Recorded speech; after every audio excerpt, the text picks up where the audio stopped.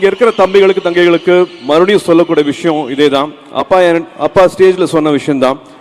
நான் வந்து வாழ்க்கையை நம்புங்க, வாழ்க்கையில நிறைய அழகான விஷயங்கள் நடக்கும். ஆப்பர்ச்சுனிட்டி வரும்போது வந்து அதை விட்டுறாதீங்க. எல்லாருக்கும் வாழ்க்கையில வந்து ஒரு வாட்டி ரெண்டு வாட்டி மேக்ஸிமம் 3 வாட்டி ஒரு ஆப்பர்ச்சுனிட்டி கிடைக்கும். அந்த ஆப்பர்ச்சுனிட்டியை தவற விட்டுறாதீங்க. கார்த்திக் கூட ஒரு எக்ஸாம்பிள் சொல்லுவேன். ஐடியில் இருந்தாரு, எல்லாத்தையும் விட்டுட்டு ஜம்ப் பண்ணாரு. இப்போ அவருக்கு வேற ஒரு ப்ரொஃபஷன் அமைஞ்சு கிடைச்சிருக்கு. ஸோ எல்லாருக்கும் ஒரு ஆப்பர்ச்சுனிட்டி இருக்கும். ஒரு சின்ன ரிஸ்க் எடுக்கலாம். இந்த வயசுல எல்லாருமே அந்த ரிஸ்க் எடுக்கலாம். எடுங்க, அந்த ரிஸ்க் எடுங்க. பேஷனட்டா இருந்தா மட்டும் போதாது, ஒப்சஸ்டா இருக்கணும். அப்படி இருந்தா எல்லாருமே கார்த்திக் அவர்கள் சொன்ன மாதிரி நிறைய லேயர்ஸ் இருக்கு. ஒவ்வொருத்தரும் ஒரு விஷயத்த வீட்டுக்கு எடுத்துட்டு போகலாம். லவ், லாஃப்டர், வார்னு நிறைய இருக்கு.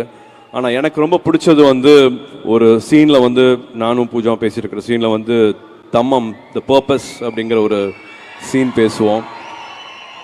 ஸோ எல்லாமே வேகமாக வாழ்க்கை போயிட்டுருக்கோம்.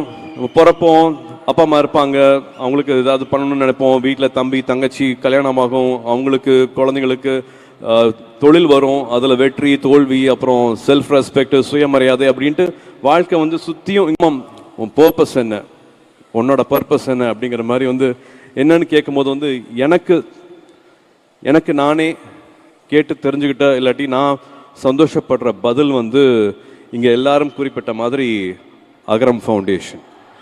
என்னோட பர்பஸ் வந்து நான் இங்கே வந்திருக்கேன் அப்படின்னா நான் நடிகனாக இருக்கிறத விட வந்து அகரம் ஃபவுண்டேஷன் ஒரு விஷயத்த என்னால் வந்து எல்லாருக்கும் கொண்டு போய் சேர்க்க முடிஞ்சது.